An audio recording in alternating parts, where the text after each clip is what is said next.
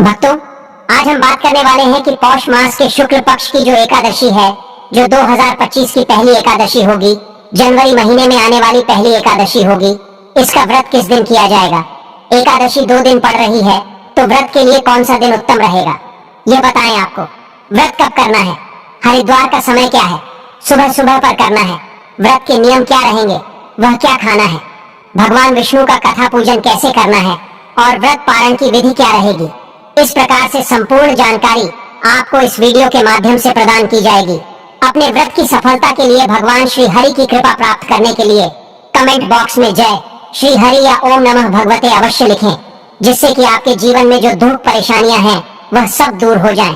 भक्तों, यह एकादशी 24 एकादशी में सबसे श्रेष्ठ और बड़ी एकादशी मानी जाती है और इस दिन किया गया कोई भी उपाय कभी भी निष्फल नहीं जाता, बेकार नहीं जाता। कहने का मतलब हमेशा लाभ ही लाभ प्राप्त होता है। पौष माह की शुक्ल पक्ष की एकादशी को पुत्रदा एकादशी कहा जाता है। मान्यता है कि इस एकादशी का व्रत करने से पुत्र की प्राप्ति होती है, इसलिए इसे पुत्रदा एकादशी कहा गया है।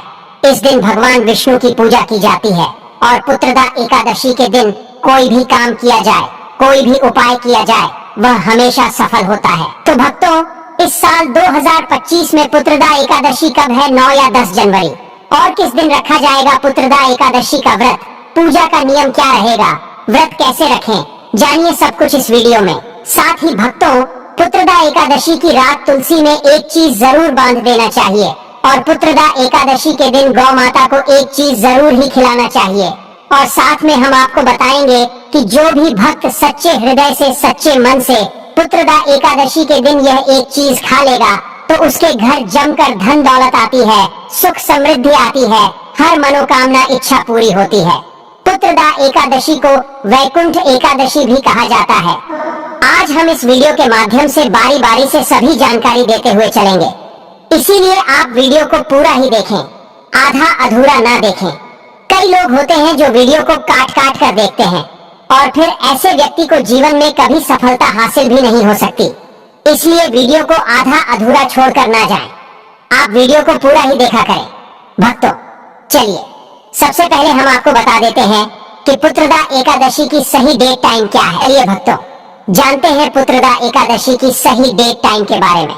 लेकिन दोस्तों, उससे पहले आपसे एक रिक्वेस्ट करते हैं कि अगर आप इस चैनल पर नए हैं तो चैनल को सब्सक्राइब करके वीडियो को एक लाइक जरूर करें।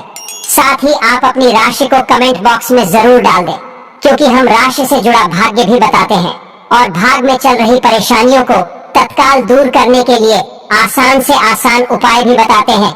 इसलिए आप अपनी राशि कमेंट बॉक्स में जरूर डाल दें।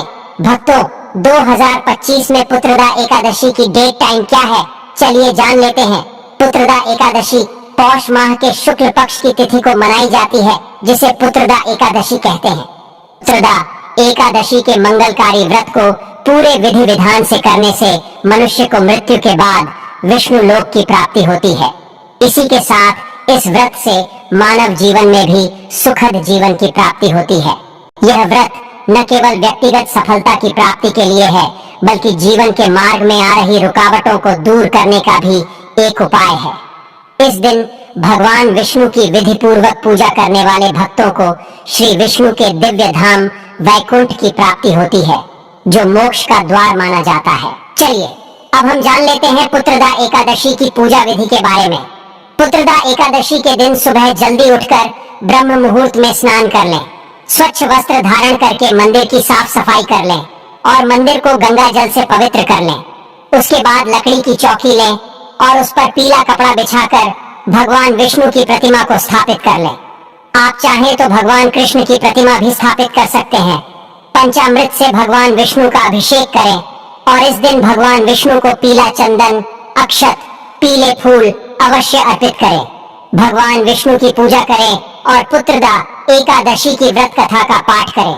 साथ ही विष्णु चालीसा का पाठ भी करें। सबसे आखिर में भगवान की आरती करके भोग लगाएं और प्रार्थना करें। अगले दिन सुबह व्रत का पारण करें और जरूरतमंद लोगों के बीच में दान पुण्य करें। भक्तों, आपकी जानकारी के लिए हम आपको बता दें कि इस दिन गंगा, यमुना जैसी पवित्र नदियों में स्नान करने से उसे मोक्ष की प्राप्ति होती है। एक पुण्य देने वाला दिन माना जाता है।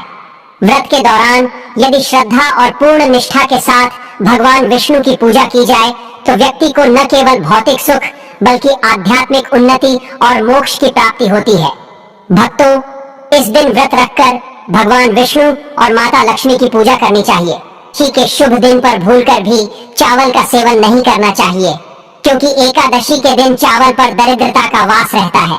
एकादशी के दिन गंध युक्त चीजों का सेवन करने से बचना चाहिए, क्योंकि यह शरीर और मन की अशुद्ध को बढ़ाता है। अतः इस दिन लहसुन तथा प्याज का सेवन कभी भी नहीं करना चाहिए।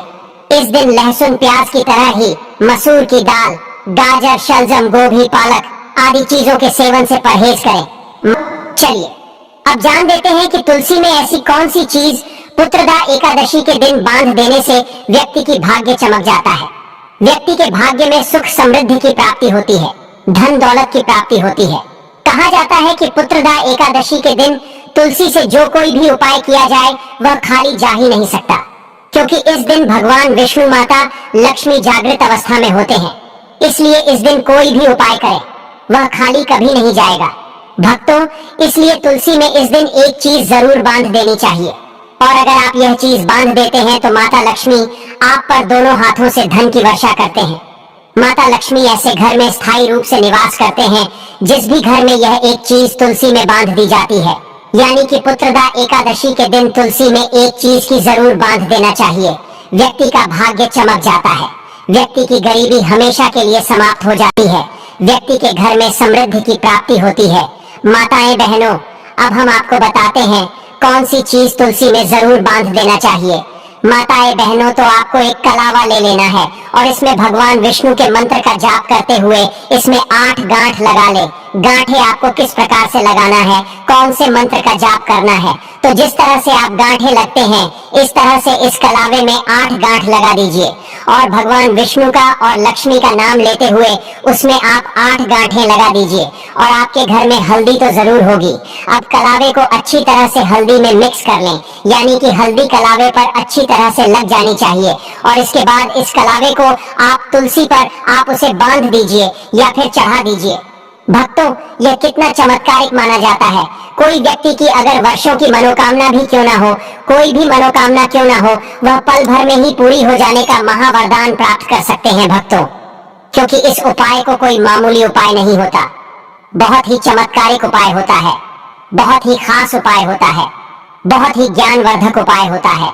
चलिए अब हम आपको बता देते हैं कि आपको यह साल की पहली पुत्रदा एकादशी के दिन गौ माता को एक चीज जरूर खिला देनी चाहिए। गौ माता सभी अपने अंदर सभी देवी देवताओं को समेटे हुए यानी कि धारण करे हुए हैं। अगर आप गौ माता को एक चीज खिला देते हैं तो फिर मनोकामना इच्छा पूरी होती है। आपको इस एकादशी के दिन गौ माता को हरा चारा जरूर खिलाना चाहिए। कहा जाता है कि जो भी भक्त गौ माता को हरा चारा खिलाता है उसके भाग्य से गरीबी नष्ट हो जाती है, खत्म हो जाती है, सुख समृद्धि की प्राप्ति होती है। पर आपको इस दिन एक चीज और खिला देना चाहिए, वह है रोटी और गुड़। भक्तों, गौ माता को गुड़ खिलाने से जो व्यक्ति अपने जीवन में काफी असफलताएं सामना कर चुका है उस व्यक्ति को गौ माता को जरूर खिला देना चाहिए, क्योंकि गौ माता को जो भी भक्त सच्चे हृदय से गौ माता को गुड़ खिलाता है उसके जीवन में कभी कोई दुख दर्द समस्या पीड़ा और कष्ट कभी भी नहीं आता। शास्त्र के अनुसार यदि आप पुत्रदा एकादशी के दिन गाय को रोटी खिला रहे हैं तो उसमें एक चुटकी हल्दी मिला दें। ऐसा करने से उसका लाभ कई गुना बढ़ जाता है। हल्दी का संबंध भी बृहस्पति ग्रह से माना गया है। इसके अलावा हल्दी को मंगल ग्रह का प्रतीक भी माना गया है। इस उपाय से कमजोर मंगल और कमजोर बृहस्पति को मजबूती मिलती है।